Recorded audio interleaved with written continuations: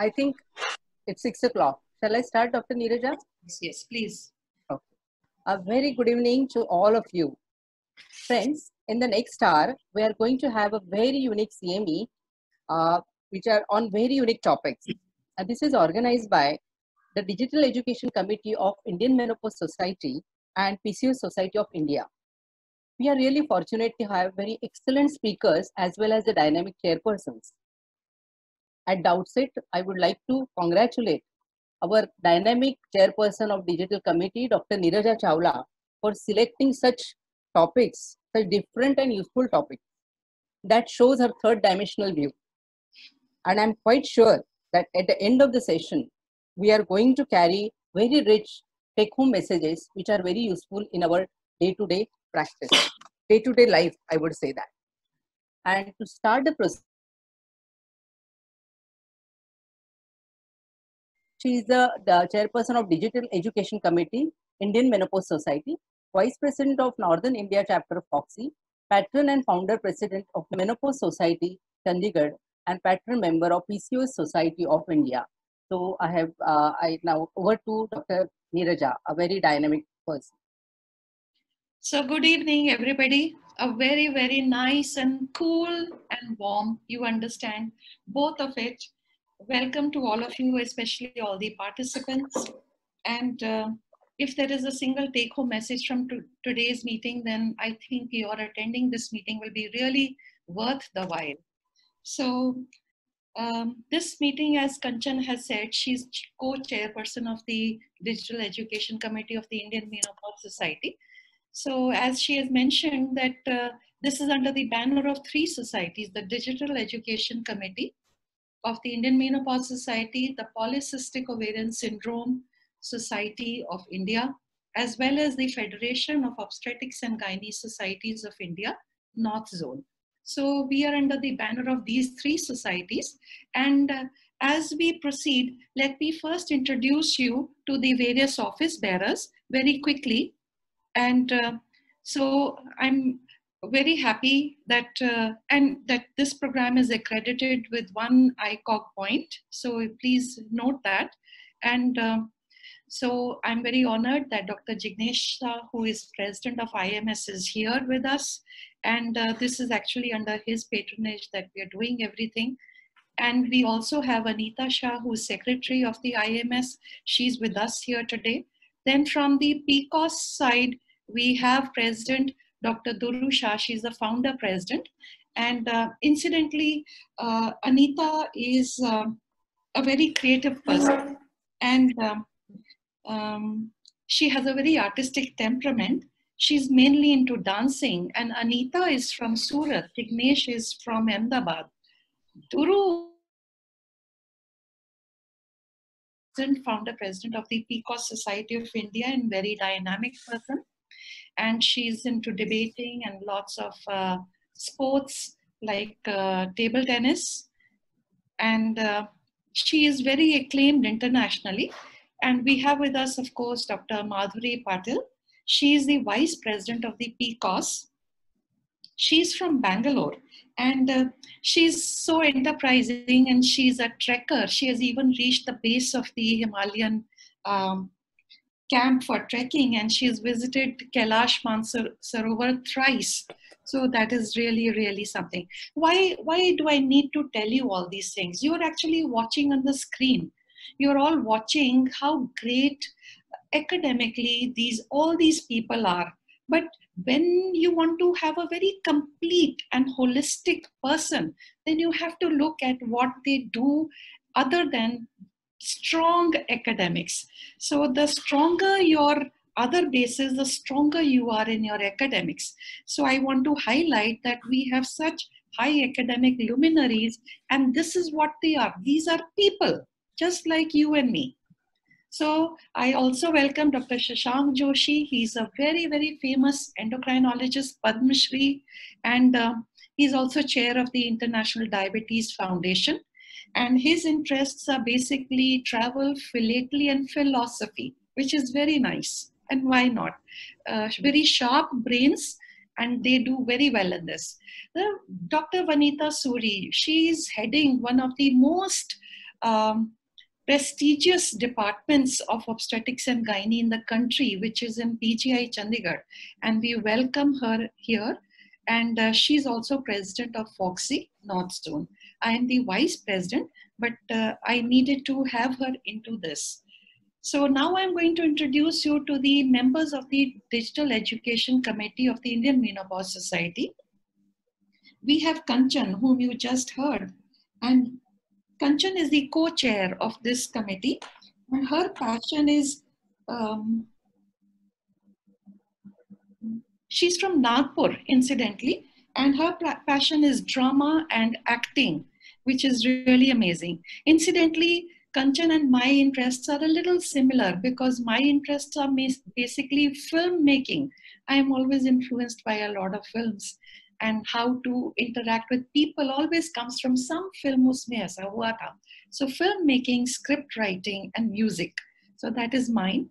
We have Ambuja, and she is president-elect of the Indian Menopause Society. And her main interest is anybody asking her how to do. So anything that is a how to is her interest, and she solves it. So she has a lot of cognitive reserve because she is able to do jugaads and do how to.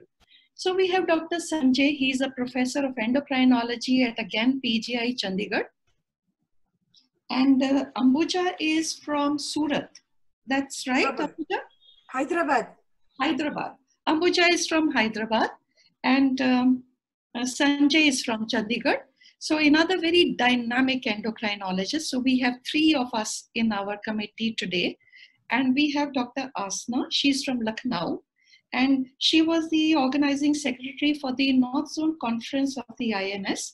She's a very passionate gardener, and I have a lot to learn from her. So then we also have Dr. Siddharth, very young, dynamic, go-getting, very hardworking, and very much into sports, cycling, and cricket. So here is Siddharth for you. He's an orthopedician. He's in Chandigarh. And we have this youngster, Dr. Gaurika. She's also a member of our Digital Education Committee. And look at her, what she's already doing. She's already fellowship in 2 things, including minimal access surgery, and very hardworking. And her main interests are, I think, continental cooking, which also I'm going to learn from her. She's also from Chandigarh. So now our chairpersons. We have the youngest chairperson ever, Dr. Chand Delavri. And in fact, I need to tell you that he was there in the UK and Scotland and Dublin, and he was handpicked by Dr. Chutani. Those of all who know about Dr. Chutani know what a figure he really was in our medical sciences. He was one of the former directors, the founding directors of PGI Chandigarh. So Dr. Delavri was handpicked by Dr. Chutani, and for the love of the country, Dr. Delavri left a very great whatever innings he was having and came back to India. And you will be happy to know that he was the one who started endoscopy in gastroenterology and ERCP in India. And when you ask him his interests, he's a seeker and a skier. So he's very fond of skiing. So welcome, Dr. Delavri. Then we have Dr. Neelam Agarwal. She's a professor in obstetrics and gynae and past president of IMS, immediate past president.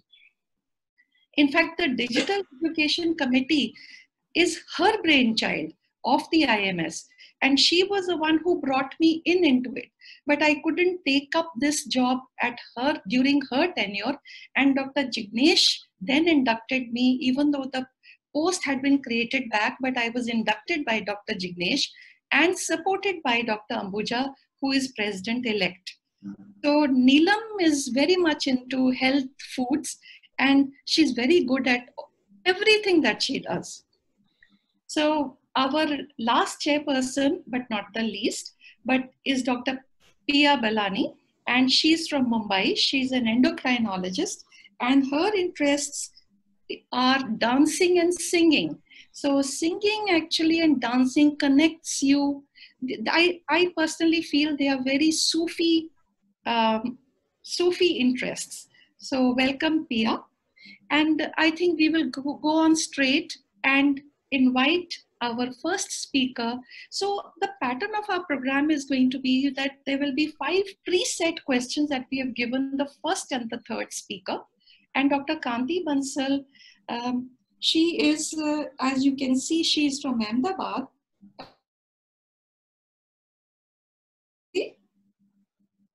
Performing arts. Everything about performing arts are her interests. So Kanti, we have given the first and the third speaker 5 questions. Kanti has polycystic ovarian syndrome and menopause.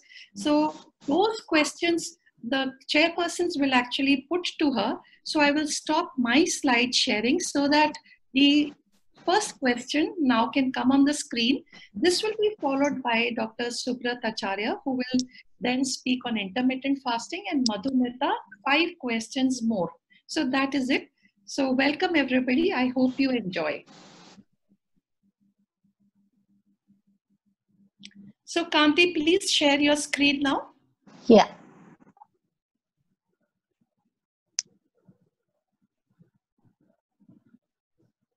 Yeah, just as I'm sharing the screen. Yeah, relax. I would like to first of all thank Dr. Jignesh and also Dr. Nirja and Dr. Durusha for having given me this absolutely amazing opportunity.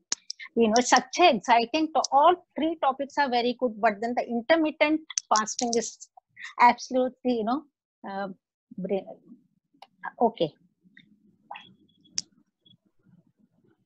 So the chairpersons can take over, please.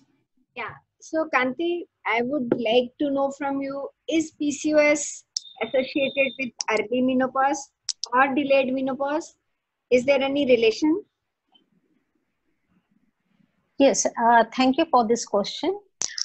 PCOS is definitely associated with delayed menopause, and PCOS subjects tend to go through menopause on an average of 2 years later than women without that condition. Yes. Okay. Are these patients, they are more prone to cancers?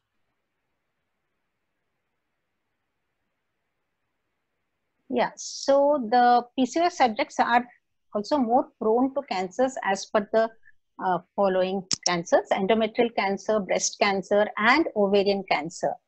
Now, regarding the prevention of these cancers, we have ISHRE and ASRM consensus workshop groups. And what they have proposed is that a proper endometrial surveillance has to be done. And that has to be done with ultrasound and or biopsy to assess endometrial thickening. Periodic progestogen withdrawal is also recommended at least 4 episodes per year.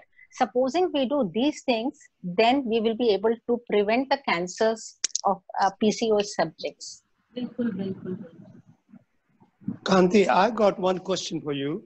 Yes, Are sir. oral contraceptive pills used in polycystic ovarian syndrome patients associated with cancers?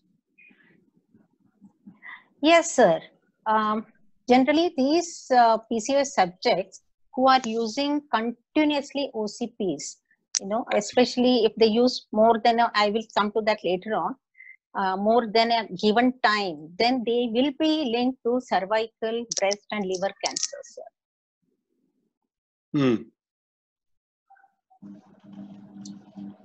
So how long can a person continue with OCP safely? Yeah, so I have got a reference here also, very good one, and they can continue for 10 years, but then they'll have to be monitored when they're taking these oral contraceptive pills. So Kanti, do you think these perimenopausal women, they require contraceptive? And if you think that they require contraceptive, what will be the best contraceptive during the perimenopausal period and just immediately post-menopause? Yeah, according to me, post-menopause, we need not give any contraceptive. And perimenopause, according to me, we should be using Mirena, that is intrauterine system or device containing levonorgestrel.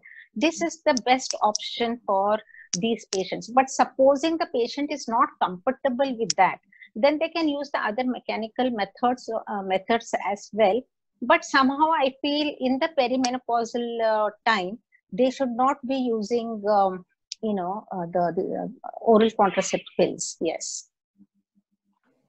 And So, if they use menopausal hormonal therapy, does that act as a contraceptive also? This is a very interesting question. Actually, my answer to this is no, big no, because the cyclic menopausal hormone therapy is to use continuous estrogen and cyclic progesterone combinations at perimenopause or if less than 12 months amenorrhea. And here we give a very low dose of estrogen, and this estrogen is natural. It's not like the synthetic ones we use in the other generally used OC pills. And also we use 10 milligrams of dihydrogesterone, which is again a synthetic progesterone. This much low level of estrogen which is there in these OC pills do not really suppress the ovulation, and that is the reason I strongly say that these are not good for as a oral contraceptive pills. Yes. Okay, bye. Dr. Kanti, one question. Fertility treatment is very common these days. Are fertility treatments associated with cancers in later years? Yes, thank you, sir, for this question. This is really very close to my heart because it's something to do with the fertility. And what has been shown by most of the studies that fertility treatments do not increase the risk of invasive ovarian cancer, malignant melanoma, or cancers of the endometrium, cervix, breast, thyroid, or colon. Limited evidence that use of fertility treatments can modestly increase the risk of borderline ovarian cancer, though according to them, this risk is small in absolute terms, and this ovarian cancer with low malignant potential, if found, has a favorable prognosis. Yeah. Dr. Bansal, so we pathophysiology of insulin resistance to it, and as a result of which women with PCOS in later life have a chance of developing diabetes. I was wondering, what is this probability of women developing diabetes in later life? And number two, what are the steps that we can advise our PCOS girls to prevent the onset of diabetes in later life as well? Thank you, Pia. I think this is another excellent question that you have asked me. So the risk of type 2 diabetes mellitus among PCOS subjects is around 5 to 10 times higher than those of the normal patients. Now, what we need to do is we need to do an annual oral glucose tolerance test for these patients with PCOS, and while those with a family history of diabetes mellitus type 2, or if they have a BMI of more than 30, then they should be screened every 1 to 2 years. The most important fact I always tell my patients in PCOS management is the lifestyle modification, and it's very difficult, but it is important, and the first line of treatment strategy, especially for high-risk patients, and this is followed by the addition of an insulin sensitizer. These insulin sensitizers, mainly it's a metformin, but these days we also give different types of inositols. Now, improved diet, we all know we're going to hear about very good diet systems today, and exercise also play a role in prevention. Yeah. All right. Okay. Thank you, Kanti. Thank you. So, any of the chairpersons wish to sum up anything? Kanti, you quit your screen. Do anybody, Neelam, you want to put some take-home message regarding contraception? Because we can take the questions at the end. Yeah.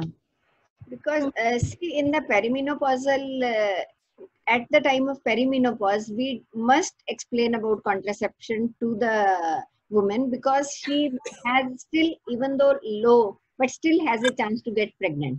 So every patient has to be individualized about the contraceptive, what she wants to use, whether it is a barrier contraceptive or some kind of hormonal contraceptive, depends on her choice, as well as on uh, bleeding history and her own other conditions, medical conditions and other things. Among the contraceptives, like in the perimenopausal older age group, would you prefer to give low dose oral contraceptives or normal dose? The 30 microgram estrogen or the 20 microgram estrogen? Which would you prefer in that age group? Whom are you asking? You're asking me? Yeah, Kanti. Yeah. So as I told you, the MHT will not work, but then we have to give them a low dose. I would prefer a low dose here, 20 instead of the 30. Yeah. Okay. So is it okay that we move on to the next? Is it okay we take the question at the end? Yes. Yes. Yes.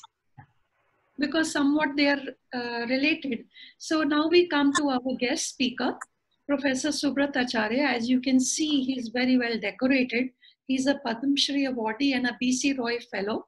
He is currently the Pro-Chancellor of the Kalinga Institute of Industrial Training and Kalinga Institute of Medical Sciences in Bhubaneswar, which has recently been honored by being declared as a University of Excellence. So congratulations, Dr. Acharya.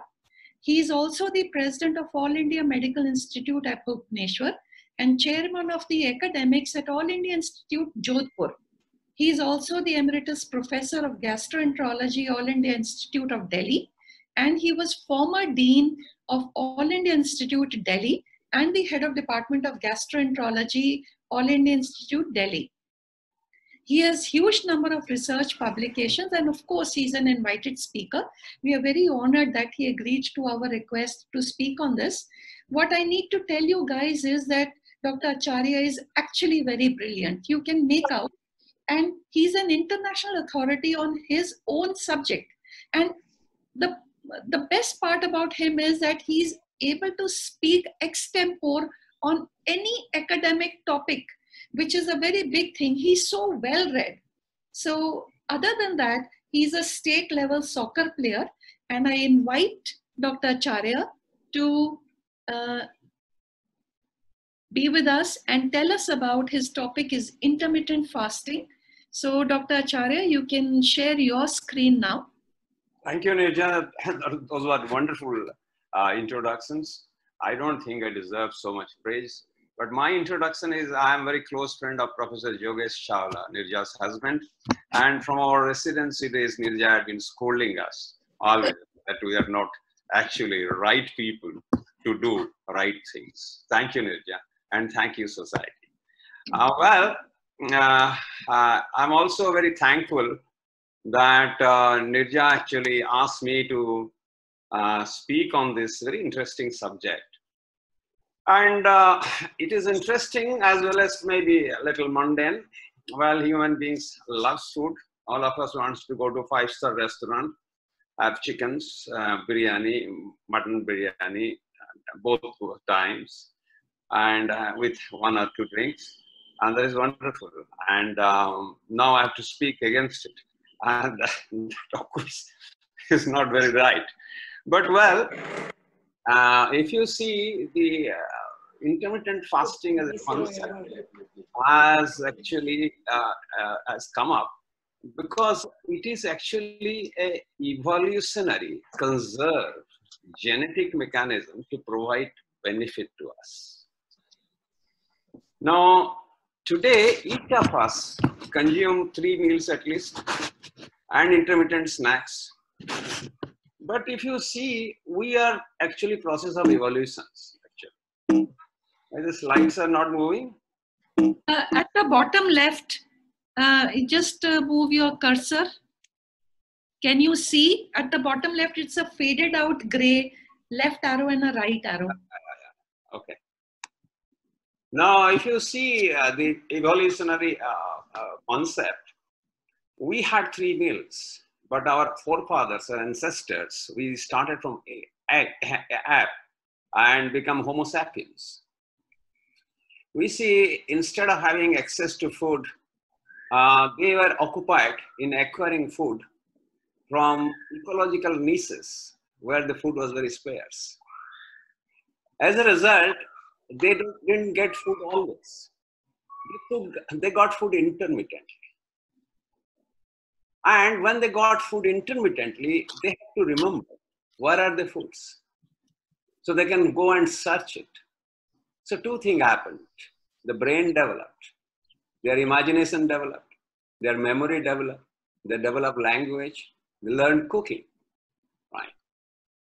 However, foods were very scarce, and therefore, there will be a prolonged period when they will not get food. You also know today, after human genome studies, that the similarity between a rat gene and us is about 95% same, with the conserved genes. And also the chimps or gorillas have about 99% similar genes. So you see, the genes have been conserved over the period of evolution, that is about 3 billion years. And what had happened? They didn't get food. They used to get food intermittently. As a result of which, there will be a prolonged period of fasting during which, therefore, the genes actually adapted to the environment. That we know. Over billions of years, gene changes, and we have become human from apes, and gene adapted to this process of intermittent fasting in a fashion that can provide energy during this period of time. And the intermittent fasting was repeated. So there is a sustained adaptation mechanism. Now, what is this adaptation mechanism during which they got the fuel? Normally, you know, glucose is the fuel for your energy. They get into the cell by insulin and they burn through TCA cycle to produce ATP. ATP is your source of energy. Now, during this period, when you are fed state, the additional food gets stored as fat in the adipose tissue. So what happens during the fasting stage? The gene processes various expression of various enzymes or proteins or carriers which can digest this fat, produce fatty acids, which actually provides the fuel.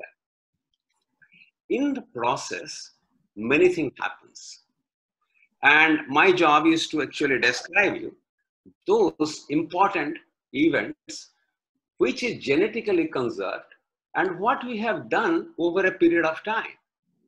Gradually, as the brain developed, we count off this process of genetics, which have evolutionary available genetic process of providing adaptation switch or metabolic switch for alternate fuel. Ladies and gentlemen, this alternate fuel doesn't provide only energy. It provides many other protective substances. Sorry? Am I audible? Yes. Yes, Okay. yes. Yes. Everybody else, please mute yourself. Okay, okay. I thought I heard something, so I. Yes, yes. Somebody else, and yeah, we have we must get on with the talk so that we are on time. Alternate fuels becomes also help facility to transcribe various genes to protect you against many things. I will come to that. Now, if you see what we have done over this period of time, we have counted off this intermittent fasting and see the caloric intake across the continent, which has progressively increased.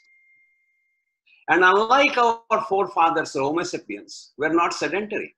They will walk miles intermittent to stalk prey. And now, along with this caloric intake, you become sedentary.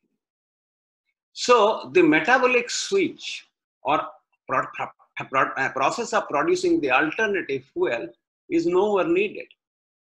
So you have made most of these genes silenced, which were being transcribed during this period of fasting when the food was not available. You have stopped switching that. As a result, if you see, this is the last which I have produced, what has happened? Because there is no fasting, the sedentary habit has gone, and all the things you are eating is not necessary for you, and extra calories always in the body get converted to fatty acid, esterified, becomes triglycerol, and gets deposited in your body. Remember, in the body, the subcutaneous adipose tissue has the fat cells where they are stored. And also remember, as Asians, for prolonged time, you don't have those subcutaneous adipose tissue. You have only it is in your tummy. That's your tummy bulges. You don't have in the chest or in the back sufficient adipose tissues. So where they will go, they get deposited in various organs. And as a process, two things has happened. You have stopped the adaptation switch genes, right? Which has many other functions, which I will describe. And those stoppage of many other functions had resulted all these lifestyle diseases. And because of this sedentary habit, increased calorie stoppage of our adaptation genes to produce alternate fuels, right? This evolutionary conjunct metabolic adaptation fails. Now, these genes, when get activated by the alternate fuel that are fatty acid and its derivatives, which produce many of the transcription factors in the cell through receptor which are evolutionarily present. I will show you some of those receptor, interesting receptor, which you are targeting today for therapies, actually produces various antioxidant defense. Because during metabolism of fat, there is a lot of free oxygen radical, and it will produce energy. How it will produce defenses as mechanism, which will help, which today we know they're anti-aging. We also helped in developing various DNA repair system, particularly the DNA repair mismatch gene is involved during this process. And because of increased metabolism of fat, which is done in mitochondria cells by a process called beta oxidation, you need more mitochondria. Mitochondria, your cell respiration, which actually support your cell survival. It helps in mitochondrial biogenesis. And during this prolonged fasting, you see you are prone to develop, because of certain other region, which is another subject, may have infection, have a trauma for prolonged walking, right? May produce inflammatory cytokines. And it helps to protect the human, evolutionary, anti-inflammatory signals, right? And lastly, something called autophagy. You have heard about autophagy? 2016, right? Yoshinori Moishi got the Nobel Prize for autophagy. He was working on yeast cells. They are Saccharomyces cerevisiae. He saw those yeast cells who are dying are being carried by carrier protein to other yeast cells where there are lysosomes, right? The lysosome evolves. Inside that lysosome, these dead cells are destroyed. Now, autophagy is one of the major preventive aspects of cancers. You told now discuss about PCOS. You discuss about endocrine cancers. Invariably, they are overweight, high calorie intake, insulin resistance.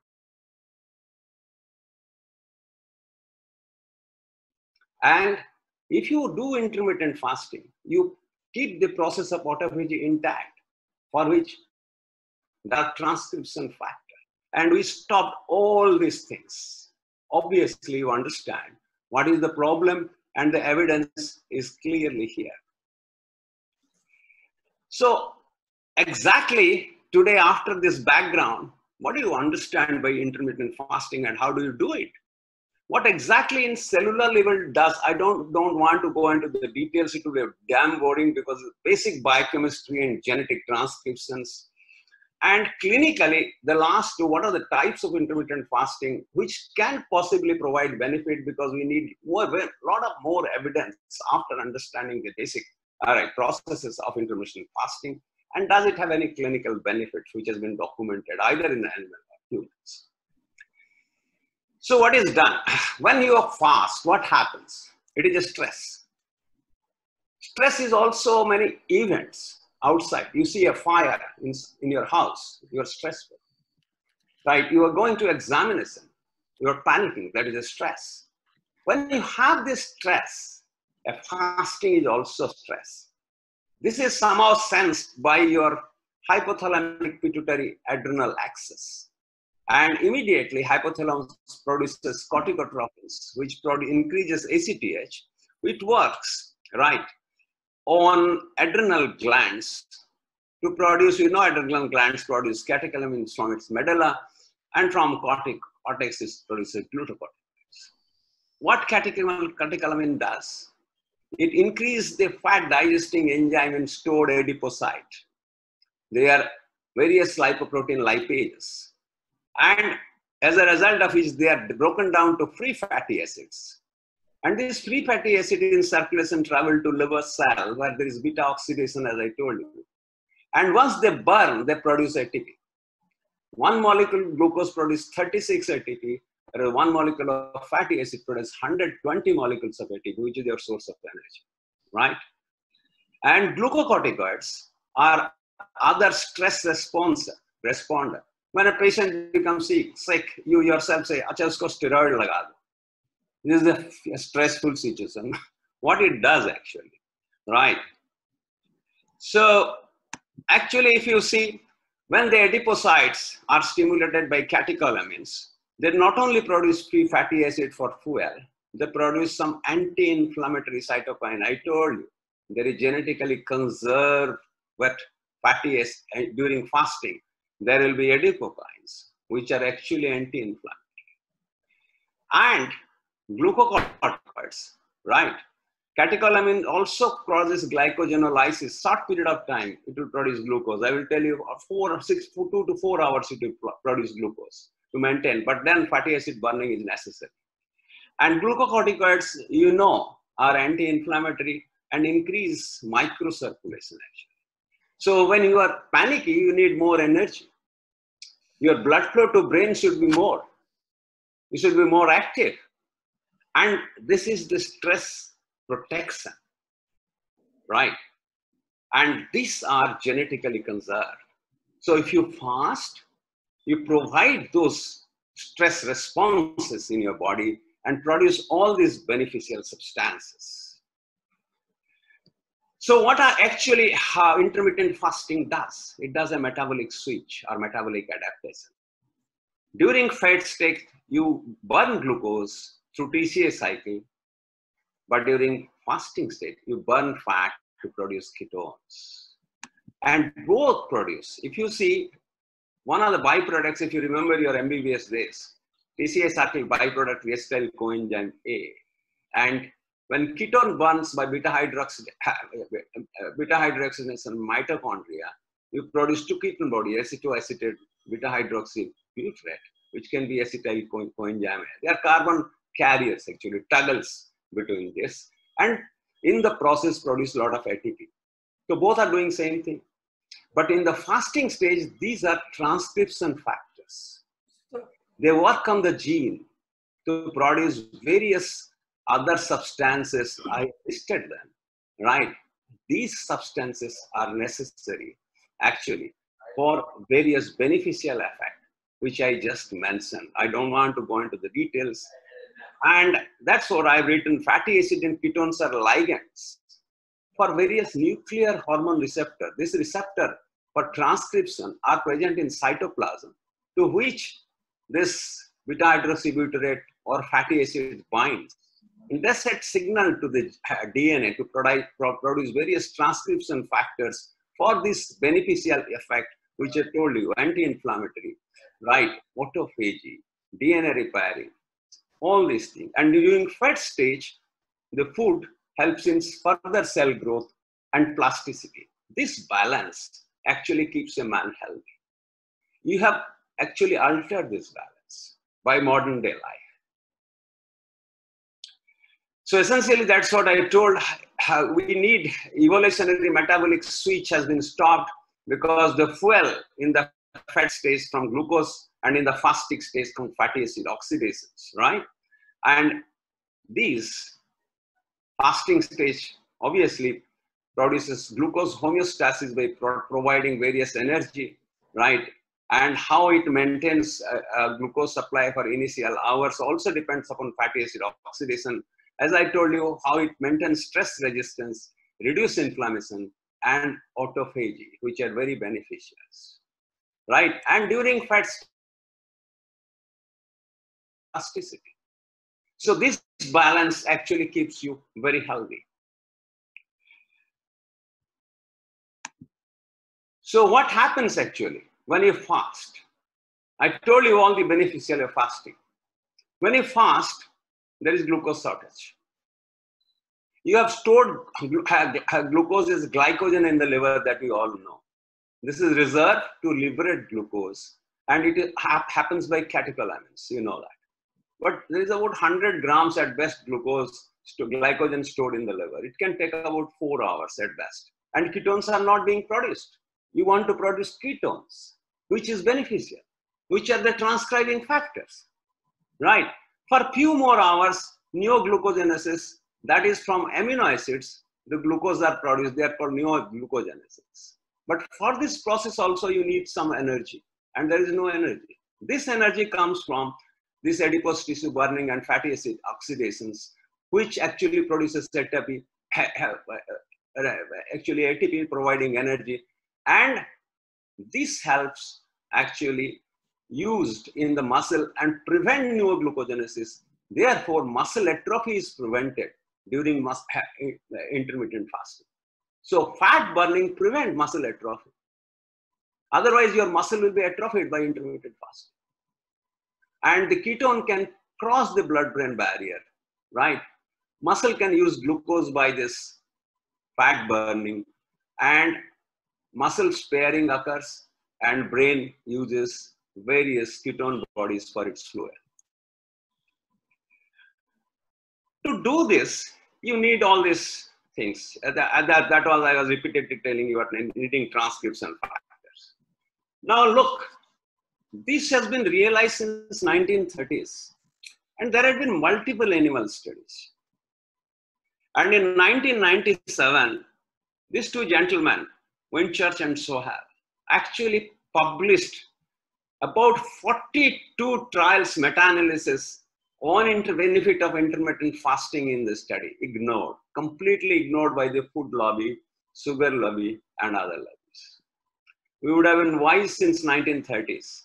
Now, in this article, if you see, he has provided multiple experiments, very interesting experiments, and where these are control rats which are getting regular food, that is about 24 grams. And there is a group which is restricted animals, right? And if you see the body weight decrease, right, by 58%, and body fat decreased by 30% over a 12-week period, or a little more than that. But very interestingly, if you observe, the brain didn't atrophy. Neither the testes atrophied. So your two major processes, thinking and the testes, remain intact despite intermittent fasting. Whereas other organs, their size reduced, and these rats started living longer. They documented that. If you see, forget about all this, these are control rat, these are intermittent fasting rat, and this is their survival durations. These are the details of each group. And the rat which were on intermittent fasting had a caloric restrictions without atrophy of brain or without atrophy of their reproductive process. They survived longer, and therefore those rats enjoyed life better. But at that time, they thought this is happening because they are restricting calories and there is production of less free oxygen radical or free nitrosative radicals. Therefore, there is no DNA damage or macromolecule damage. Therefore, the cells are preserved. They didn't realize one thing at that time. They didn't realize that caloric deprived fat, when they are giving their portions, food, they consume it at a time. So there are prolonged period of fasting, about 20 hours of fasting. The animal experiment, the physicians who did it or the investigator who did it, they thought they will eat intermittent because their stomach is small. That didn't happen. They consumed everything. And there was prolonged fasting. And therefore, these experiments later on was explained in the term of intermittent fasting. So this is the rat experiment. But there are another very interesting thing, which is very important for us in the clinical practice. You see, I know you all know that it was not practiced because of obvious reason, which I'm pointing out, the pharma industry and sugar lobbies. And there are many books which are ignored, which also publish these studies. But all these studies publish very interesting data. If you see the rats, there are three groups. One group, and many studies. One group were given food ad libitum. One group had caloric reduction, just like previous experiment I told you. We have intermittent fast. And one was giving diet ad libitum and they were exercised. They're just left on a hot plate with temperature and they start jumping. And they exercised. They lost body weight. But when these two groups were compared, intermittent fasting and ad libitum diet with exercise, there are one thing that was found to be different. There is two things. There is an average lifespan and there is a maximum lifespan. Your average lifespan is 65. But a sizable proportion of persons live up to 95, 100. So there is a group of people where maximum lifespan is much longer. Now the maximum lifespan in this group was 30 to 60% longer than those who exercise and who had food ad libitum. Remember, this was not subjected to exercise. They were subjected to intermittent fasting. These studies has not been done in human being till yet. Now recently, this article I will recommend you everybody. I have given the reference, which provides a details mechanism and the cellular level, what happens with evidences. But the time constraint will not prevent me. As I told you one thing, that fatty acid, beta-hydroxybutyric acid, and many other ketone bodies, right, are transcription factors to upregulate genes for the purposes I told you, for further fatty acid oxidation, for anti-inflammatory substances, for autophagy, for DNA repair, and your protections. Now here I am giving you an example. There is something here, right, which we call as nuclear hormone receptor. You must have heard about drugs which are PPR or paroxysmal proliferative activator receptor antagonist in diabetes. So you use pioglitazone, thiazolidinediones. We are PPR gamma agonist. You used fenofibrate to reduce your lipids. They are PPR alpha agonist. This actually or they release or they bind with the PPR, right, receptors, which are there in the cell, genetically present. When this fatty acids comes, the bind is, and this receptor translocates through a mechanism to the nucleus. And the nucleus produces various type of mRNA to produce various type of peptide to protect you. This if you do intermittent fasting, you have fatty acids, you have ketones. These are transcription factors. They transcribe various substances to protect you because they are necessary and they are genetically conserved during your evolution, which our people, because our brain also developed for benefit, blocked it and blocked this benefit. With this identification, the pharma companies are trying to develop ligands for this receptor and selling it to make money on a genetically conserved substance which you have yourself. And as doctors, we prescribe it to our millions of patients. So this I don't want to go into detail. Each of this receptor has various type of mechanisms to actually protect you. Now, for example, I will give you a PPR gamma receptor activity.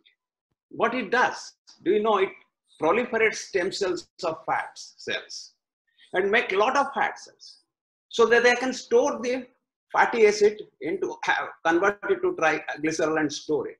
So the fatty acid levels in the blood decreases. This fatty acid causes insulin resistance. Do not allow the insulin to work. So insulin resistance comes down. So blood glucose comes down. Insulin level comes down. Insulin cannot become further lipogenic. Similarly, they suppose actually excrete more of the stored fat. This can also produce anti-inflammatory processes, anti-inflammatory cytokines to protect you. So those are many mechanisms which I was just giving you an example by showing this. I don't want to go into the details. They produce a lot of these peptides, transport proteins, carriers to do these functions. Now, if you see, I told you about that. Now, if you see what I told in summary, the fatty acid gets burned because it is a stress response. Because there is catecholamines, lipoprotein lipase, fatty acid go to the circulation, goes to the liver, right? Where they burn by beta oxidation, forms ketone bodies, right? And these ketone bodies are transcription factors which produce various substances and goes to the muscle, heart, and the brain. Produces energy in all this area, increases mitochondrial biogenesis. And since this decreases, glucose, your insulin level comes down. Insulin is also a sensitizer of substance called mTOR. You must have heard about mammalian target of rapamycin, which is necessary for DNA replications. Now we use many mTOR antagonists in suppressing immune system post-transplant to prevent lymphocytic proliferation. Now the mTOR antagonist, actually mTOR upregulation in many cancer has been described, right? Now this is what it does. Similarly, fatty acid actually upregulate other forms of substances. For example, FGF21 is a hepatokine which helps in cell growth, repair, and prevent apoptosis, cell drop, and helps cell survival improves. And you live longer, you remain younger. So in the cellular level, what happens actually is this, right?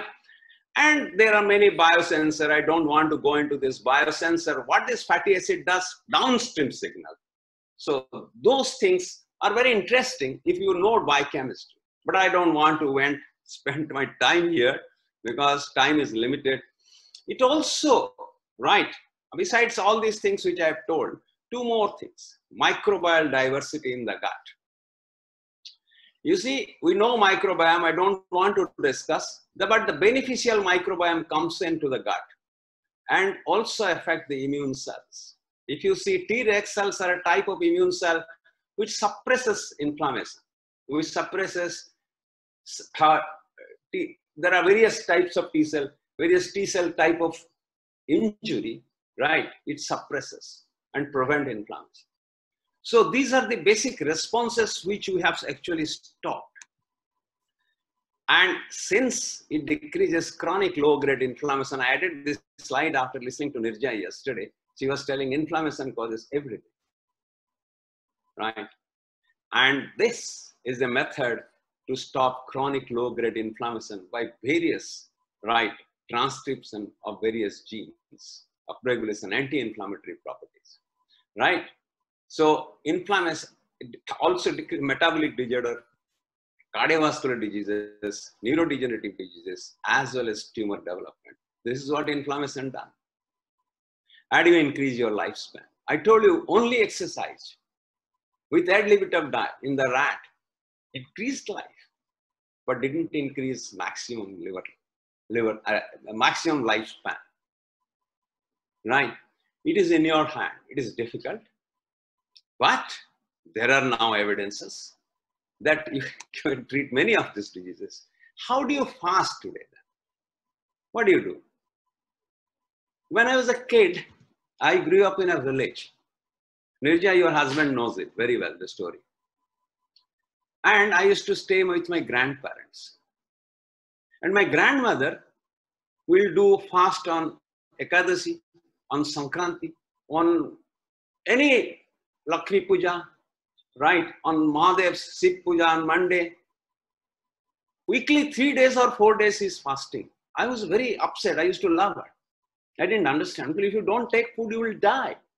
She died at 100 years without any disease. And I was very upset with her that she is not eating food and she will die soon. I will lose my grandmother. And at that time, through religious culture, our people knew the benefits, right? And they have put into your religious cultures. And we become modern man, very intelligent, very savvy, very knowledgeable, and we stopped all these benefits. And also treating our patients with pills. So you asked, Nirja had asked me something called very interesting modern diet. Change of food type or quantity came in, right? Atkins, keto, Watachers diets. What these people, they develop this diet on presumption. They are essentially fat-containing diet. Why? By that time, they understood carbohydrate actually causes insulin surge. And insulin is lipogenic. Whereas, you need a lot of carbohydrate to produce some calorie. 1 gram carbohydrate produces 4 calories. 1 gram fat will produce 9 calories. And fat will not cause insulin surge. They thought giving more fat will produce more calories. There will be no insulin surge, and hence there will be weight loss. That was a completely foolish presumption. Foolish assumption diet, I call it fad diet. Robert Atkins, who wrote about it, died of myocardial infarction because of hypertriglyceridemia. A typical 2000 calorie diet, Atkins or keto diet, has about 150 to 175 grams of fat. Many of them are saturated fat, animal fat, not unsaturated fats. The discussion about unsaturated fatty acid and saturated fatty acid is another seminar. Nirja, I don't have time to discuss this in 20 minutes. What are unsaturated? What are you heard about omega-3, omega-6, saturated fatty acid? What are they? That's another story, actually. So these are animal fats, kept huge amount of animal fats. Of course, few nuts, right, and walnuts, which has omega-3. But they all cause increased triglyceridemia, increased fatty liver disease, right? And many other problems. They are not good. In fact, there is a control study between Atkins keto diet and a normal diet. There is hardly 0.2 to 2.9% weight loss. And they claim in 28 days weight loss. So in 28 days, that is weight loss. Remember, weight loss and intermittent fasting are two different things. An overweight person loses weight. He is not stimulating those genes. Intermittent fasting, producing a lot of ketones, are actually transcription factor, which you need. But intermittent fasting, we can do actually in 3 ways. One is an alternate day fasting.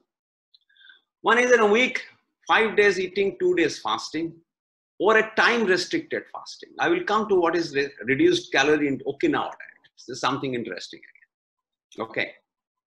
Now, alternate day fasting is simple. You don't fast completely. Take about 500, 600, 700 calories, what my grandmother used to do, right? At the evening, you will take some fruits and some vegetable soups or dal ki pani. And you can take about 500, 600 calories. So there is tremendous caloric requirement. Remember, very interestingly, I will come to that later on. This is one way, but difficult. It's very difficult today for a person to ask, "Aaj bilkul khana na hoga, शाम को एक apple खाना और एक करेले glass की juice पीना और लौकी के juice पीना." Right? The fellow will get angry on you. Right? You can do 2 days fasting. Right? You will do 2 days fasting with a reduced calorie. And you can eat normally the rest of the day. Not over it. Your normal food, 2000 calories requirement for a sedentary person at best. If you are working, doing physical labor, you can increase up to maybe 2500 calories. Now, what people do today is a time restricted fasting. Normally, we eat at 8 a.m., then at 3 p.m. or 2 p.m., then something at 4 p.m., then 8 to 10 p.m. we take dinner. So we're continuously eating. And our gap is hardly 4 to 6 hours. For ketone burning, we must fast at least for 12 hours. The fat oxidation starts at 8 to 12 hours. So there must be a period of gap between your meal. I will say at least start with 10 to 12 hours and you can increase up to 6 hours. So start if you are eating at 8, have a lunch at 2 or 3 or 4, then stop eating. Or if you skip your breakfast, psychologically you will be weak. Right? So essentially 16 to 8 hour fasting is the ideal way, time restricted fasting. Right? So this is what the time restricted fasting is,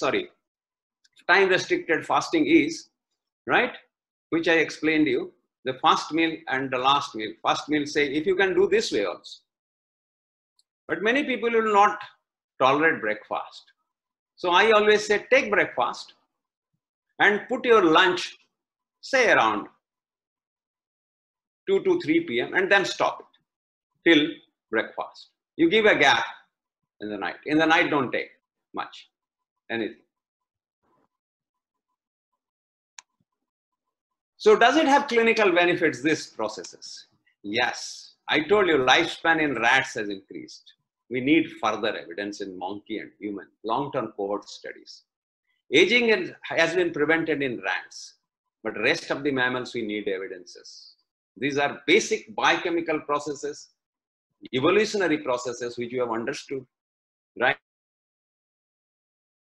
Cellular level, right?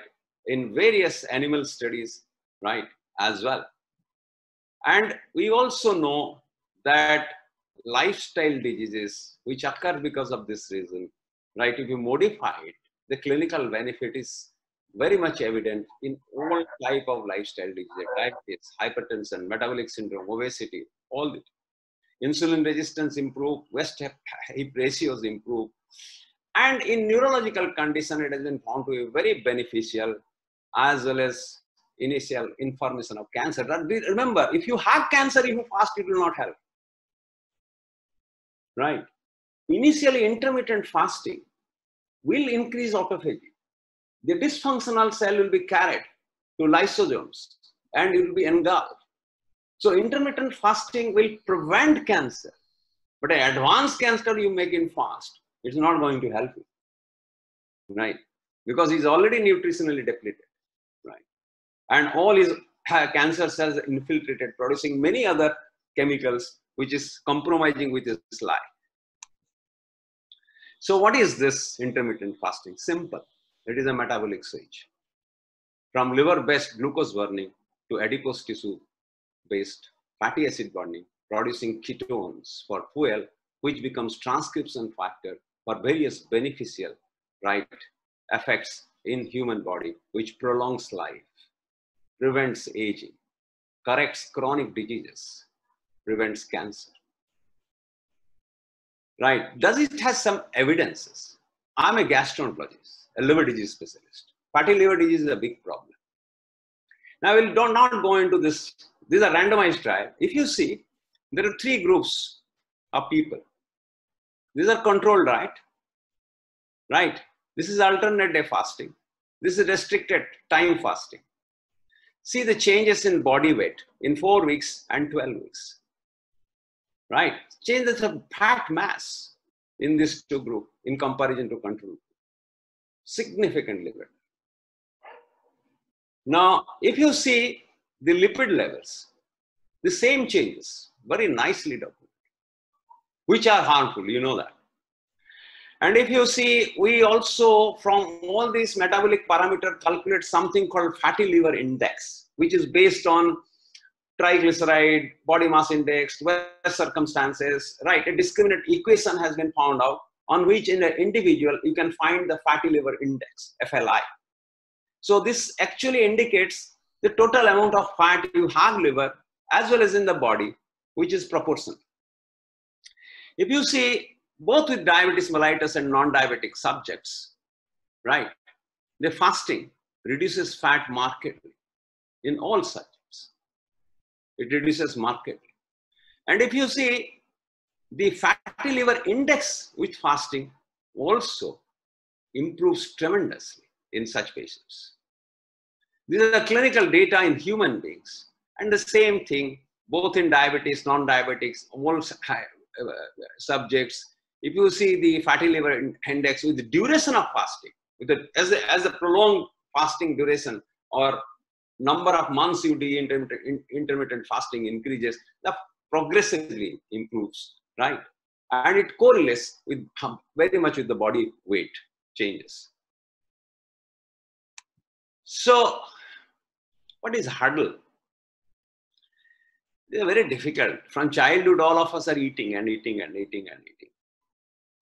Any celebration, we call for a party. Any discussion, we go to the cafeteria. Any meeting, we serve a cup of coffee with biscuit and kaju and kismis and something. And sweets. Now, very difficult now. We cannot have a meeting without those things. Now, meal modification may be very difficult in diabetics. You need special design. So controlling, I say only controlling hunger for first few weeks is probably important. Just like doing exercise. Or just like stopping alcohol in alcoholic liver disease. Or smoking. The first few weeks is very difficult. You can start incremental fasting. I've written here 12 hours, don't do it. Do it for 10 hours. Then increase it 12 hours. Then increase to 14 hours. Then 16 hours. And maybe do it 16 to 8. And sometimes intermittently for a month do alternative fasting. And ladies and gentlemen, that will provide benefit to all your organs. Thank you very much. Don't stop screen sharing, Dr. Acharya. That was so beautiful. But one of the participants needed to see your first slide. So don't stop your screen share. First slide. Why? Yeah, just go to your evolutionary slides. Yes. He or she wanted to take a screenshot of that. I can send you the slides. You can send it to everybody. I don't have to.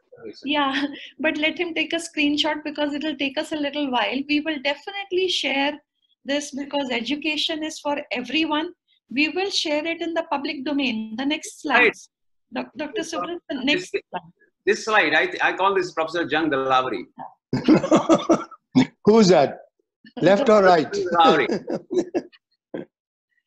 You see, people must understand Professor Jung Delavari. He is an example, right, of intermittent fasting and exercise together. And you see him lean, fit, no disease, right, with always a smile, and the face is glistening. So, chairpersons, can we move to the next? And in the meanwhile, you can also look at the various chat boxes and as well as the Q&A section and pick up your questions. And I will request Dr. Acharya to stop his screen share because I would like to introduce the next speaker. And the next speaker is, can you see my screen? Yes. Yes. So we have a very young, dynamic. What I like about some of these young people as well as old people like Dr. Dilavri and Dr. Acharya, so sorry for that, as well as me, is that they are very dynamic. They want to look at everything, which is a very good quality. So we have Dr. Madhumita, and we are very, very happy to have her with us. She's a young hepatologist. She's a consultant at PGI Chandigarh. And we tasked her, we gave her 5 questions, and we tasked her that in our clinical practice, we sometimes tell the patient this and this and this, milk and gluten. We are all the time talking about it, but I need you to research it. So she is other than being an academician, excellent one, she's an amateur astronomer, she's an avid traveler, and she's a rationalist. So she is the right person to separate science from pseudoscience and to debunk all pseudoscience. And this purpose of this meeting here today with a lot of laypersons and non-medicos is to bring about a scientific temperament or a way of thinking in all of you. So welcome, Madhumita. I am now going to stop my screen sharing. Sorry, I will go back to that and let me stop my screen share.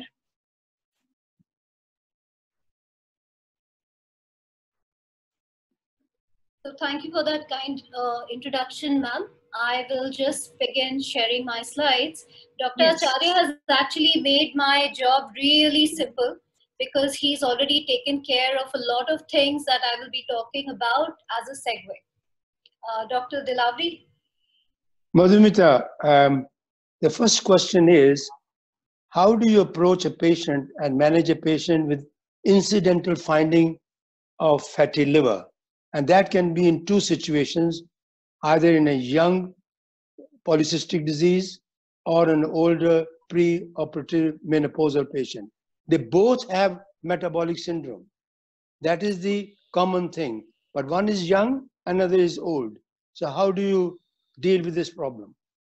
So I think this is an increasingly relevant problem in any clinician's work profile. It is not just gynecologists, but fatty liver and indeed metabolic syndrome is now a part and parcel of everyone's clinical practice, and it's really important for us to separate the chaff from the grain and decide who is actually going to affect, who actually requires special treatment.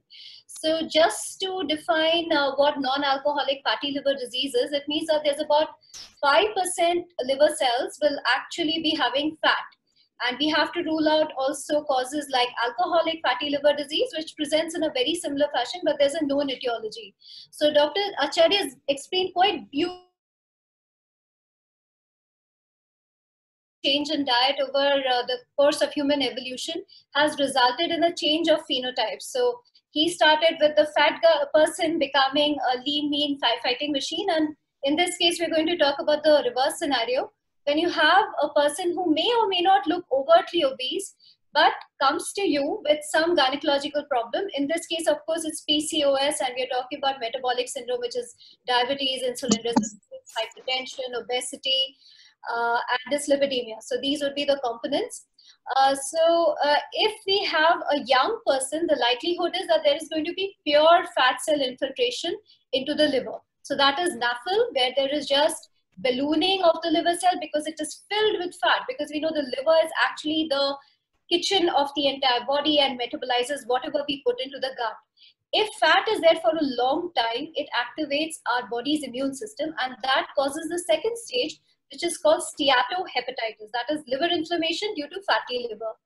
This is not a benign disease. PCOS per se, diabetes per se, they are pre-carcinogenic, and if anybody has NASH, even in the absence of cirrhosis, there's a tendency to develop liver cancers.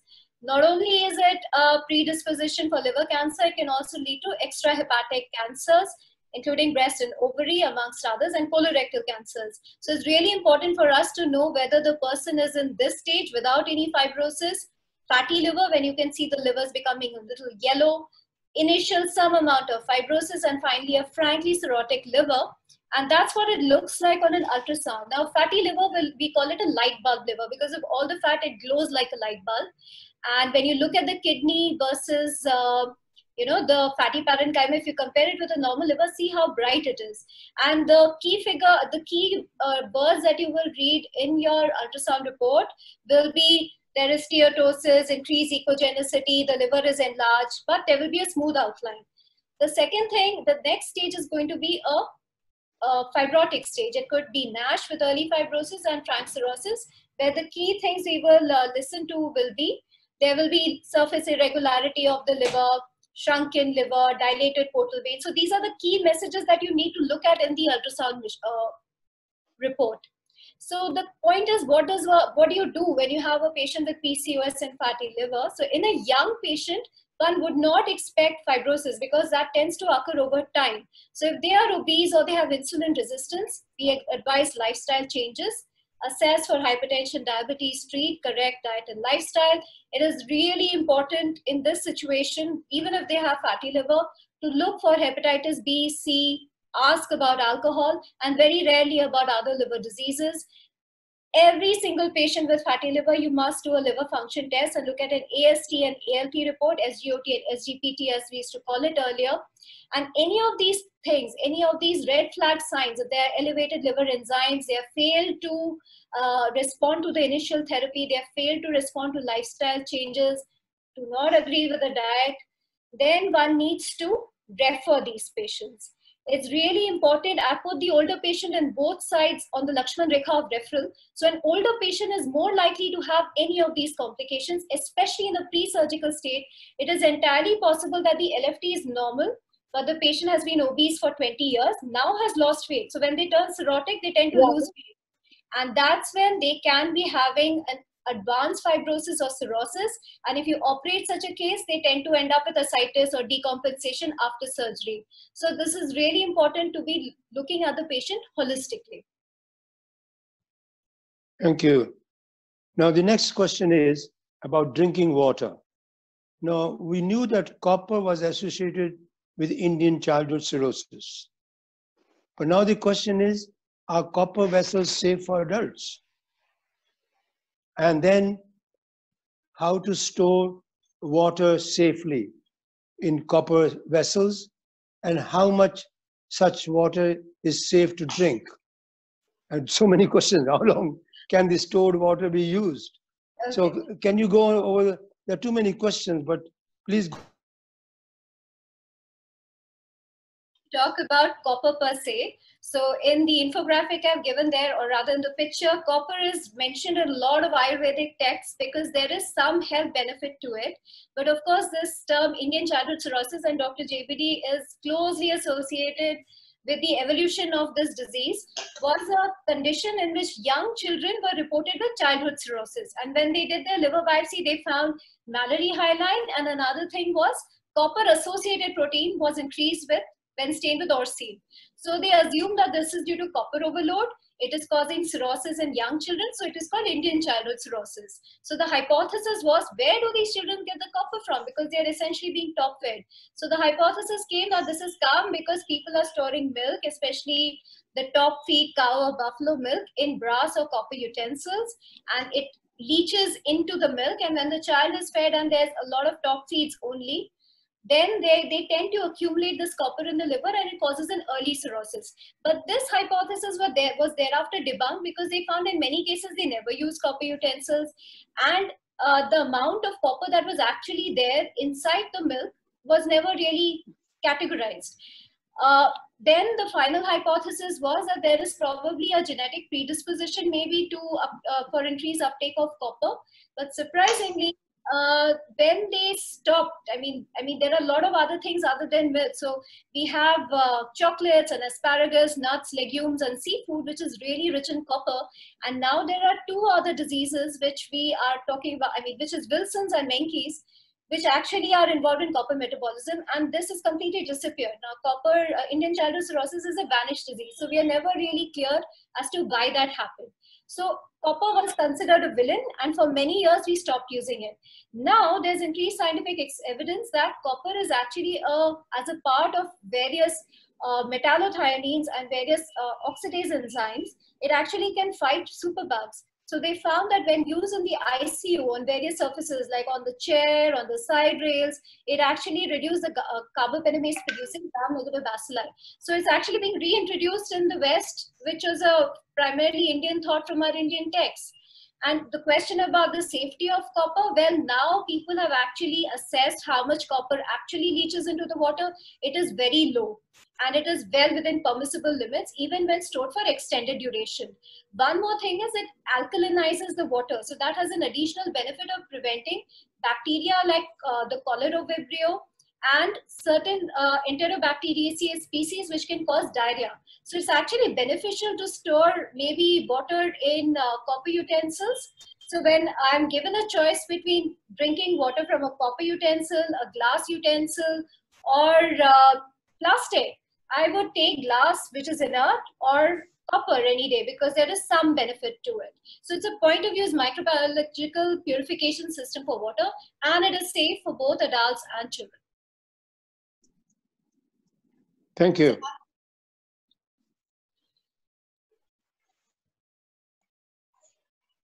Okay, so we kind of try to look at the question of water safety per se, and a very common question which is asked by everyone. We all have ROs in our reverse osmosis purification devices. Earlier it used to be AquaGuard, which was a UV-based system, and now it is RO. So what is RO? It is actually a simple system where you use pressure, a semi-permeable membrane, and drive all the molecules which are dissolved solids, including heavy metals, including chemicals like pesticides, including bacteria, and they are pushed from an area of low concentration against the osmosis gradient into a more concentrated area, which is why you have an effluent of water coming out of the RO machine. So is RO needed? Yes, because the truth is that we still cannot rule out the presence of arsenic. We cannot rule out the secondary contamination in the lines which reach our water. So I would still recommend it be used with a corollary. There is a problem with osmosis using this technology. First of all, it wastes a lot of water. Whatever water we actually get for drinking, about 50% more than that goes to waste. And the machines which minimize this wastage are actually more expensive, and very few people tend to invest. Secondly, since it gets rid of every dissolved solid, it gets rid of trace chemicals, trace elements like calcium, magnesium, chromium, etc. But on the false side, it gets rid of all bacteria. So a simple way to actually, and it makes the water a little acidic. But is that a problem? No, because tea, coffee, our favorite Nimbu Pani is all acidic, and it has no problem. And nobody actually recommends drinking water for a person with calcium deficiency, because we don't depend on it for our minerals. We depend on it from our diet. So a simple way to actually offset the effect of RO in our machines is to use a remineralization cartridge, which, by the way, increases the cost of the machine to 20,000 upwards. And this introduces small amounts of minerals and small amount of required trace elements, and it also restores the pH. All the people who have questions about the safety of RO water, it is safe, environmentally maybe not sound enough given the current technology, but it can easily, its problems can easily be offset by appropriate remineralization.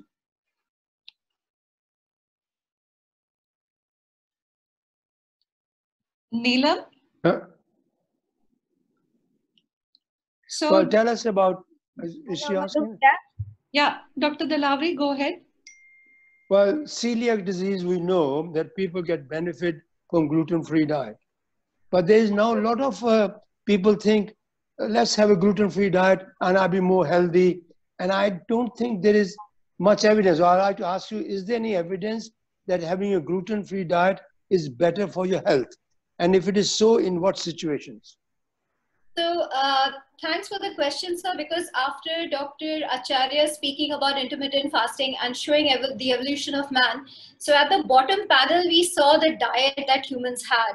So initially it was just raw food items, which would be meats, fruits and vegetables. And then suddenly man became the great cultivator, which is unnatural because no other animal does it. So we suddenly have this huge industry of agriculture, and we have grains and legumes, and now it's feeding our burgeoning millions across the globe. The second industry that came was dairy, which we'll come to later. So with the advent of agriculture, an alien meal was introduced in large amounts in our diet, which was gluten, which is grains like wheat, rye and barley, which is having a protein called gluten, which in some people triggers a reaction. It could be either allergic or it could be immune mediated, just the way Dr. Acharya pointed out, that it is all to do with the gut microbiome and how our body's intestinal cells and its friendly bacteria respond to anything that we eat.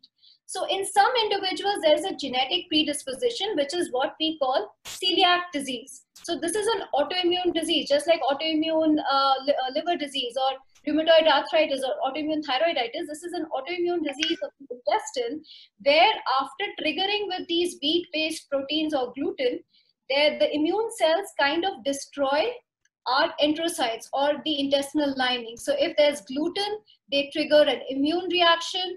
The T cells get activated, and you'll see the nice brush border of the intestine is lost, which means they will have malabsorption, they'll have anemia, they'll have fat, protein loss, and they'll be having weight loss, diarrhea, they'll have stunting. So the disease is called celiac disease. There might be allergy, which is IgE mediated to gluten, which is called a wheat allergy. So celiac disease is a disease. There is a new concept of gluten sensitivity or non-celiac gluten sensitivity, is when some people have a genetic predisposition to developing or processing wheat proteins differently, but they do not have a disease. They are at risk of disease. So there are these three groups where wheat-based diet or gluten-free diet should definitely be advised. That is, we should tell them to avoid certain kinds of grains. Why? Because it increases the intestinal permeability and alters our microbiota, our friend.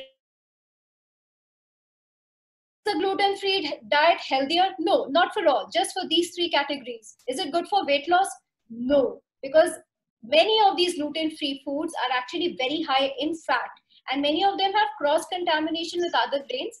And if one is not careful, a gluten-free diet is far more expensive than a usual diet. So in these cases, they might suffer some vitamin deficiencies, not much, but trace elements are definitely lost. So using this as a fat diet like the Atkins, which Dr. Acharya talked about, or the paleo diet, which a lot of people are now, where they eschew grains and legumes and any agricultural produce and dairy. So these things are there in popular culture, but there is definitely a myth that everyone benefits from it.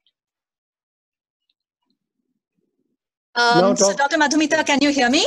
This is Dr. Pia. I had a question about milk.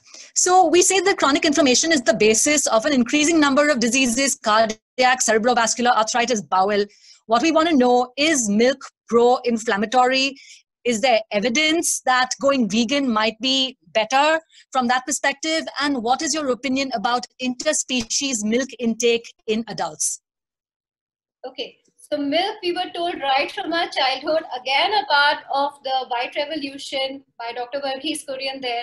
So the dairy industry developed much later than agriculture, but again it's a man-made thing. It is not part of the original diet for which our genes are actually suited. So the question is, milk a pro-inflammatory food? Everything can be a pro-inflammatory food in the right setting. So what really matters is our genetic predisposition, and also what are other friendly, you see, when we talk about human beings, we are actually a symbiote of many microorganisms.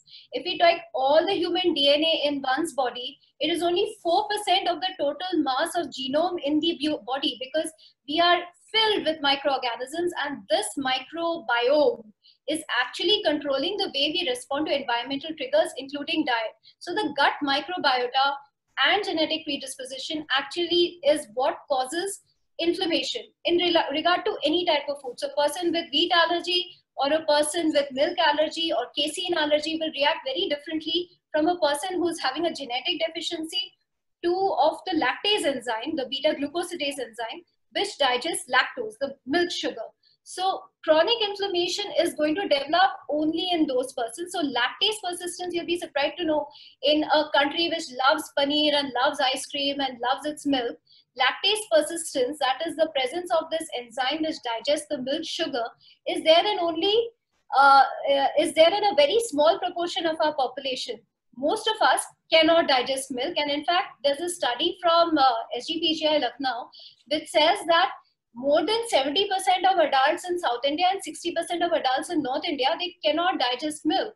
So a lot of us are lactose intolerant, and everybody who says, oh, bloating hai and dakare aa rahi hai, might actually be lactose intolerant and should really look at the outcome of whether if they remove dairy, whether there's any improvement.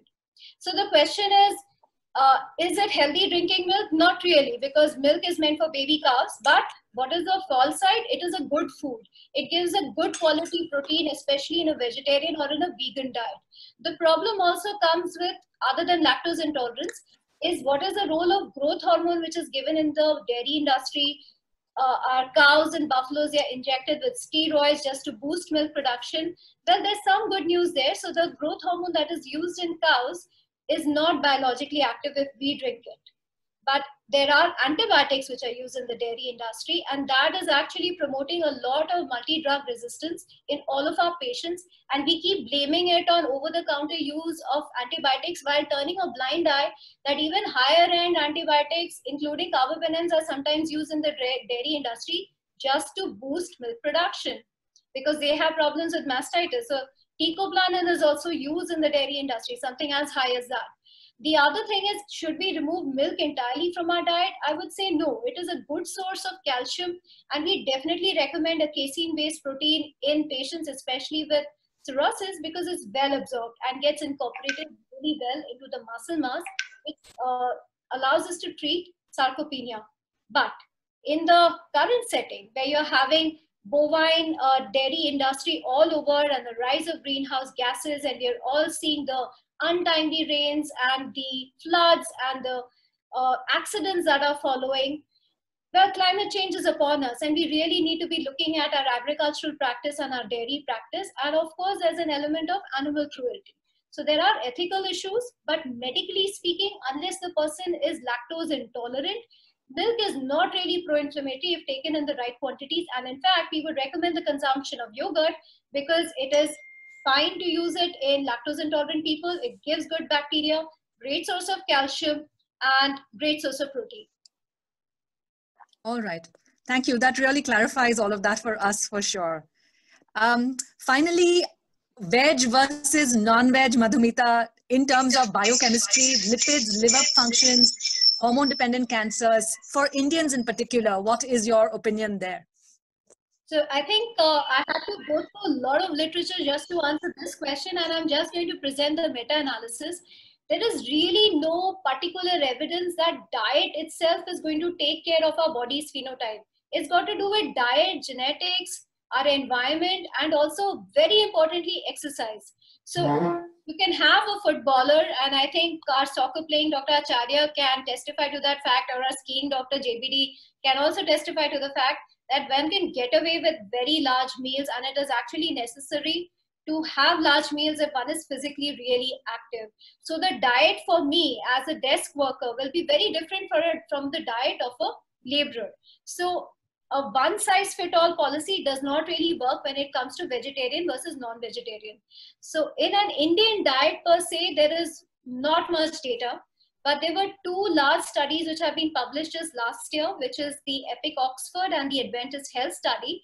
And they tried to look at what Indians are is typically lacto-vegetarians. We have milk and we have vegetarian food. Some of us will accept eggs, so that will be lacto-ovo-vegetarian. Some of us will be vegans. We'll eschew all dairy products and only stick to a plant-based diet, one extreme. And the other side, we have meat-eating people. So those are non-vegetarian. Another category there, pescatarians, the ones who eat fish. So it's a huge spectrum of people. So overall, as per these two studies, the people who had fish, they did somewhat better than vegans and vegetarians. The worst performing people were meat eaters when it comes to cancer and when it comes to chronic diseases like ischemic heart disease. But it gets a little bit more muddled. If we look at the meta-analysis that they gave, for some reason, meat eaters are protected from hemorrhagic stroke. So they actually are, the hazard ratio actually favors them. And I cannot really explain why this should be the case. So the vegetarians and the fish eaters, for instance, are at a higher risk of total stroke. So there is no particular thing about diet per se, but I suppose it would be diet and exercise in total. Right, great. Nirja, madam, how are we doing with regards to time? You can take questions quickly, just one, because it's very important to satisfy the questions which people have. There are some on the chat and there are some on the Q&A. So quickly, just run through them. Okay, so this from Sheetal Kiran we have, does Kangen water really have benefits? And what about A2 milk benefits? I guess these are both going to be for Madhumita. Yeah, Madhumita. So for paucity of time, we actually remove these slides. So A2 milk refers to a particular kind of casein. You can take questions quickly, just one, because it's very important to satisfy the questions which people have. There are some on the chat and there are some on the Q&A. So quickly, just run through them. Okay, so this from Sheetal Kiran we have, does Kangen water really have benefits? And what about A2 milk benefits? I guess these are both going to be for Madhumita. Yeah, Madhumita. So for paucity of time, we actually remove these slides. So A2 milk refers to a particular kind of casein.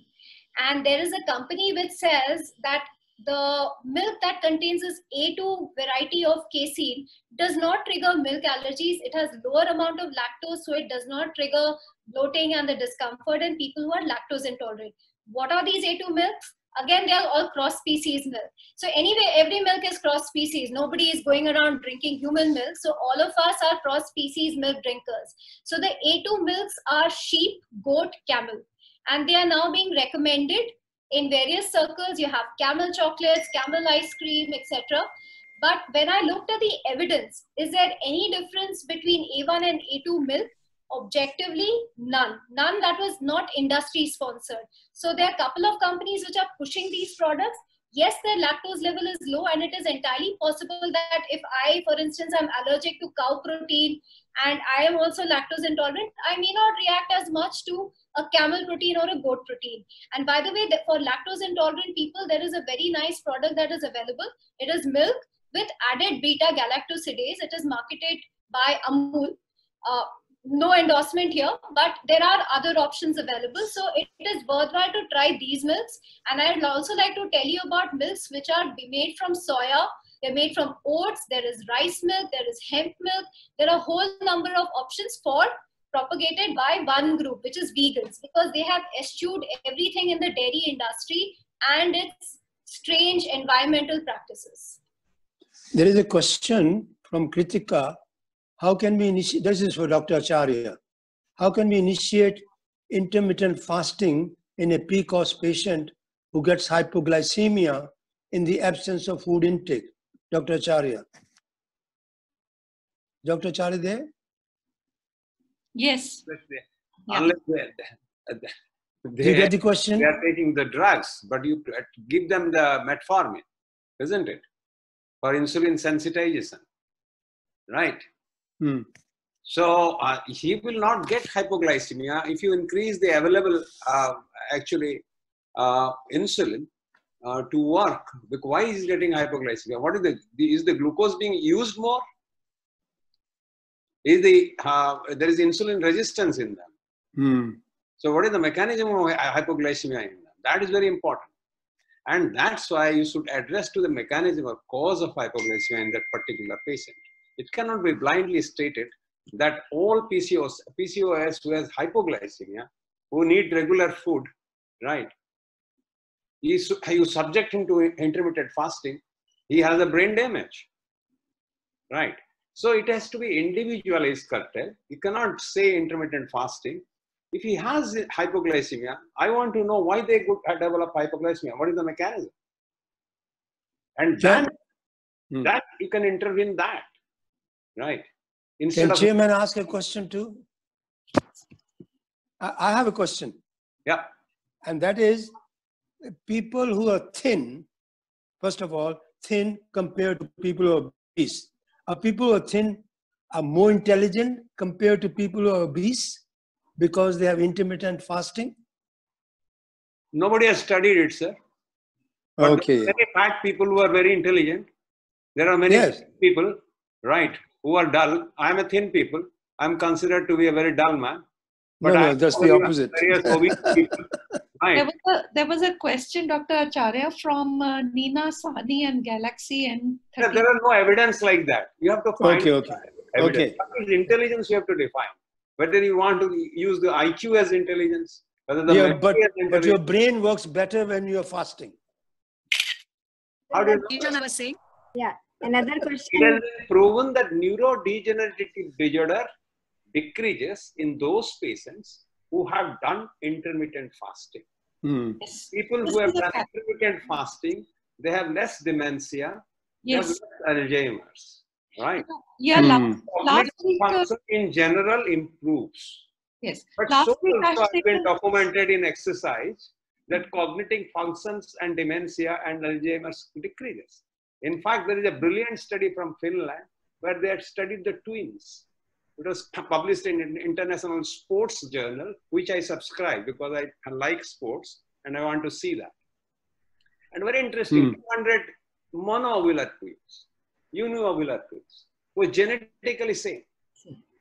And they, when they grew up, did different things. But they traced back to these twins and found about 40 to 50% of those twins could be traced back. And when they divided them, depending upon the physical activity level, they found those who are physically very active and doing regularly exercise, their hippocampus in MRI is much more hypertrophic than those who are having desk jobs. Yes. And their IQ was better, objective measure, right? And they lived longer. Yeah. Last week, I took a talk on neuroplasticity of the brain and aging. And this, in fact, I did talk about intermittent fasting, how it prevents and even reverses dementia and cognitive decline when people age. The question that I want Dr. Acharya to answer is, firstly, I have not got a very clear, maybe I missed it, in polycystic ovarian syndrome obese patients, because they feel that if they do not eat, they will become hypoglycemic. So that probably must be a state of mind. Will there be any problem? Like you said, you can start it slowly, and then go to increase your tolerance. But what about people who are diabetics? They have to take their doctor into their confidence. And what about cardiac patients? Is it okay to do for these two groups? When I have diseases, intermittent fasting, what I explained to you is a normal process. But when you have over diseases, right, they are suddenly trying something without evidence is not right, first thing. So patients who are diabetics, I normally advise them that intermittent fasting helps them. But on the day they do intermittent fasting, they drop their anti-diabetic drugs. There is no study on that. Yes. This is my clinical experience because I see a lot of diabetics with fatty liver disease, and I differ with the endocrinologist the way they treat. They give them insulin. Insulin is trophic. We know from our clinical experience as well as studies that in chronic pancreatitis, treating them with insulin has higher incidence of pancreatic malignancies. So I personally believe that they should be used insulin sensitizers rather than giving loads of insulin. And if you measure, do you measure insulin level in PCOS? Sometimes. I always measure insulin levels. Not as a standard protocol. Right. Always measure and calculate insulin resistance by simple HOMA-IR, even though it has not been standardized for our Indian patient, which needs to be studied. Yes.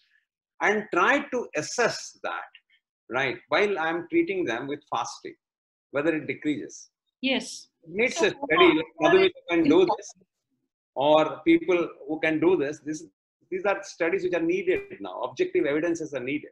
But to answer you, well, my answer will be I don't know, because there is no evidence how to use intermittent fasting in patients with diabetes or intermittent fasting in patients with cardiac disease. At what age would you start intermittent fasting? Can it be done in adolescence? There's a question from audience. Yeah. You should try. You should try that. And childhood obesity is a big problem. Now, if you survey today's school in Delhi or anywhere in the country, about 35 to 40% patients are overweight or obese, sometimes leading to severe obesity. Childhood obesity has been now in study, long-term study has been correlated to adulthood cancers.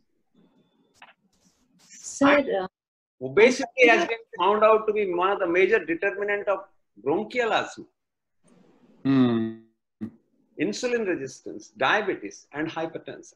What else? No, there is a very interesting comment.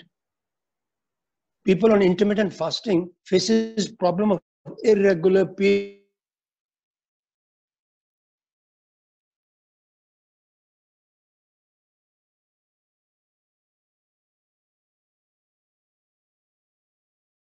Delayed period. Like you do excessive eating, excessive not eating, excessive exercise, excessive no exercise. So anything that is in extreme is going to change the hormonal system of the body. So if you're doing intermittent fasting and you're going to some real extremes, or you're doing too much of exercise like PT Usha, so you will go into amenorrhea and have irregular cycles. The thing is that you do intermittent fasting and you do it gradually. Let the body get used to it. So there is a difference between starvation and intermittent fasting. Yes. Yeah. Starvation is different. Yeah. The process of starvation is different. Like, can you elaborate that? Starvation will cause degeneration of various cellular organs over a period of time, and time-bound degeneration has been documented already. If you want, I can provide you with the literature, time-bound, what exactly happened in prolonged starvation at 20 hours, at 24 hours, at 36 hours, at 48 hours, right? Sir, I want to ask you, Dr. Acharya, according to you, which type of intermittent fasting is the best? Is it the alternate day or twice in a week? If you slides you had shown. I think the best is a caloric restriction, right? Time restricted practice. Every day you must have something. There should be, I told you now, most important aspect of intermittent fasting is there has to be a fed state and there has to be a fasting state. Remember, fed state requires tissue growth, plasticity. It is not only fasting. Repeated continuous intermittent fasting makes your genes adaptable for sustained, right, resistance to various substances, and fed state gives you plasticity and growth. So it is not very prolonged intermittent fasting. It is the metabolic switch which is like necessary. It is not fasting. It is the metabolic switch. It is the metabolic adaptation which is healthy. Try to understand. That's what I'm trying to say. It is not fasting which is healthy. It is the metabolic switch which is healthy.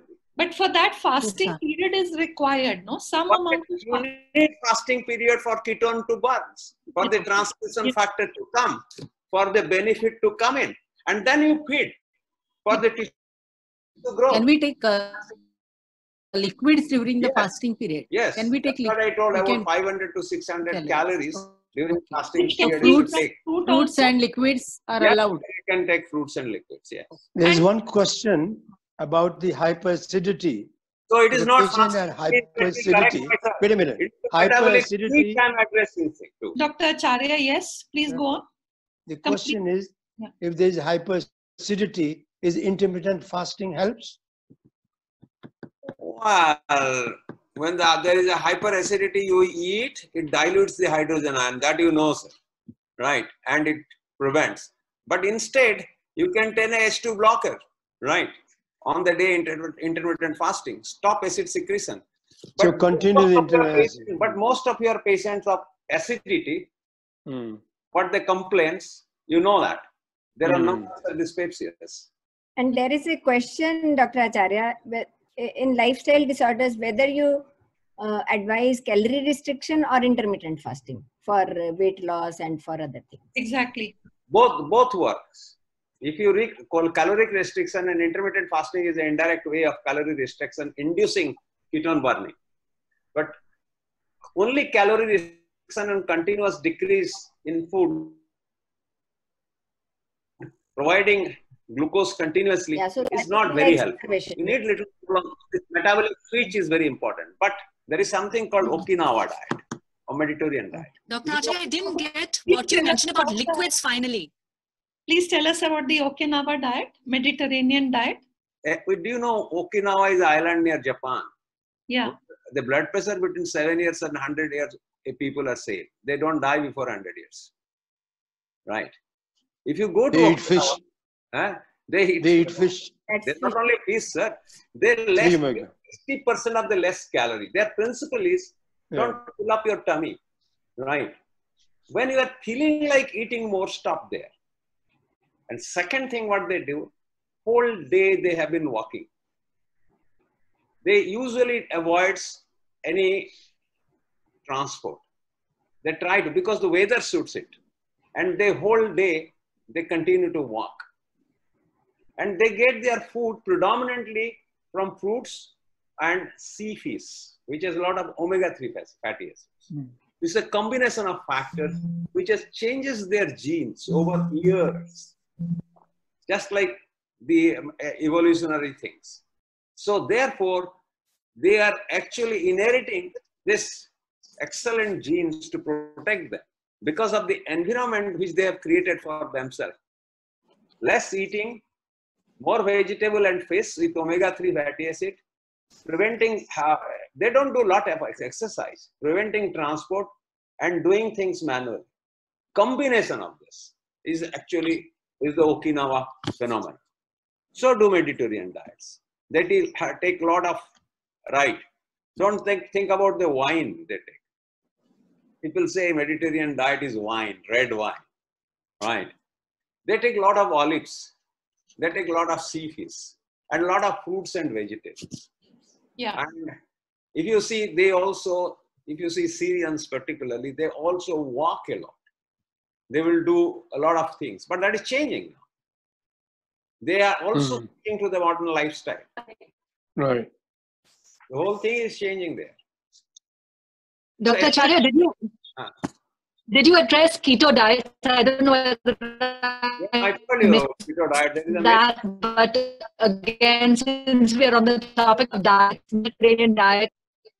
Yeah, I addressed about keto diet. I spoke that is a myth. It is actually 4 times fat, right? One part carbohydrate and protein. So it is actually. And I gave you the comparison. What is the basis of keto diet, which is the presumption that it is not a glucose-based diet or carbohydrate-based diet. That's why there will not be insulin sensitivity or insulin surge. Insulin is lipogenic. And based on that, they give a lot of fat because fat gives more calorie. 1 gram fat will give you 9 calories. 1 gram carbohydrate will give 4 calories. So they are giving fat, less insulin, less fat, more calories.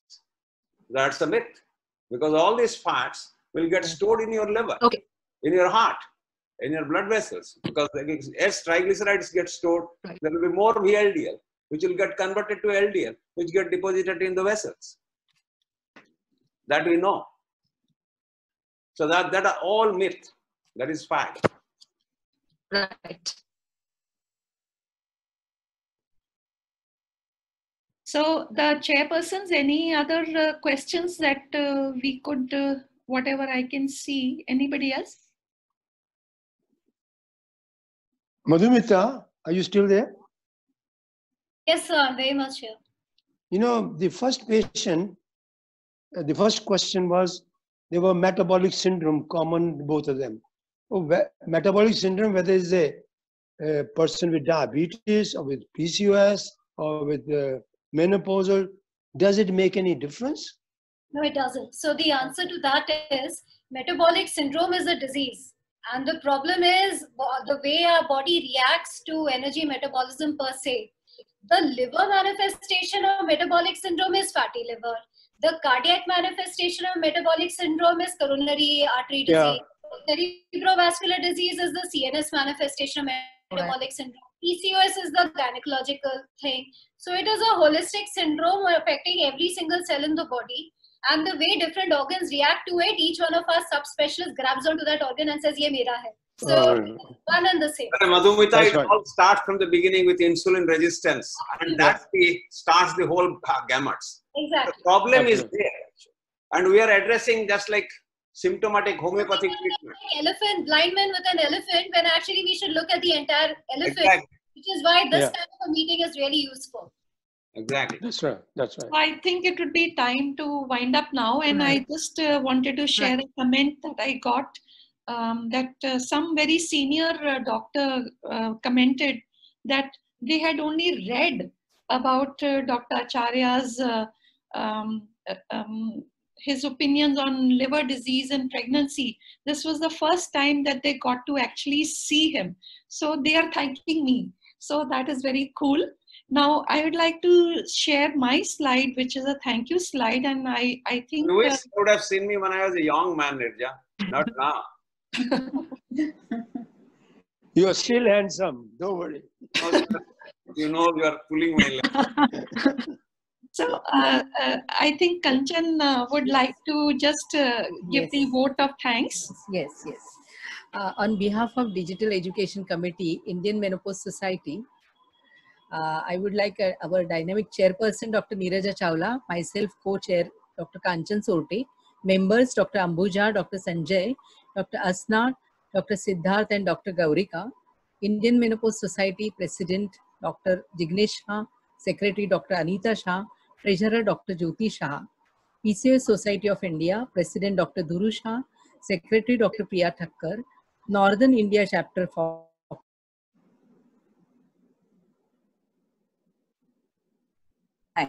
to today's eminent speakers, Dr. Kanti Bansal, Dr. Subrat Acharya, and Dr. Madhumita Prem Kumar.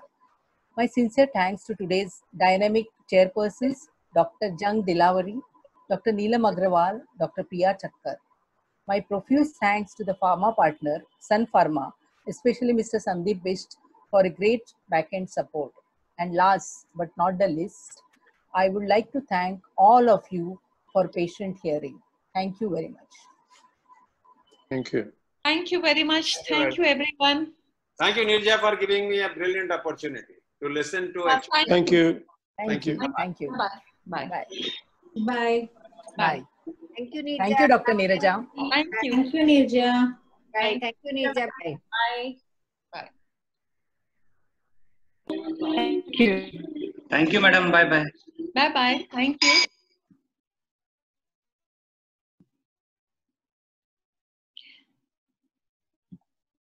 Hi, Neerja. Thank you very much.